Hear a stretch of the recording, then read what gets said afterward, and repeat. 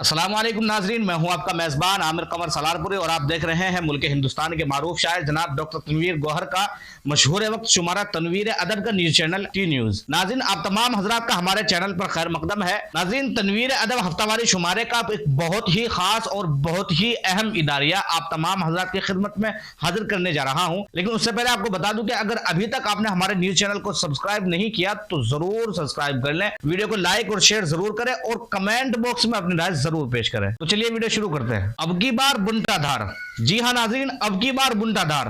पंडितों की माने तो मोदी सरकार का तीसरी बार इख्तिदार में आने का ख्वाब इस बार शर्मिंदा ताबीर हो, ऐसे हालात नजर तो नहीं आ रहे हैं। मोदी सरकार की तमाम तरह का फेलियर उनको शिकस्त देने और जेर करने के लिए इशारा कर रहा है। अगर गहराई से गौर किया जाए तो पिछले 10 सालों में इस सरकार ने आवाम की फलाह बहबूद के लिए कुछ खास काम अंजाम नहीं दिए हैं। महंगाई पर उसका कंट्रोल ना के बराबर है। डीजल और पेट्रोल की कीमत जग जाहिर है। 550 रुपए का सिलेंडर 1100-1200 रुपए तक बिक चुका है और अभी भी 900 से 950 बल्कि 1000 तक बाजार में बिक रहा है। साथ ही ओपोजिशन के खिलाफ मोदी सरकार और उसकी मशीनरी का रवैया हरीफाना नहीं बल्कि दुश्मनाना नजर आता है। ये पहली सरकार है जिसने 2 वजीर आला को जेल रसीद किया है। हालांकि मोदी सरकार और भारतीय जनता पार्टी का नारा है कि अब की बार 400 पार, लेकिन सियासी माहिरीन की माने तो अब की बार 400 पार नहीं बल्कि अब की बार बुंटाधार होने जा रहा है। अब ये तो आने वाली 4 जून को ही मालूम पड़ेगा कि इस अब की बार 400 पार है या बुंटाधार है। मगर सच्चाई ये है कि अगर ईमानदाराना इलेक्शन हुआ,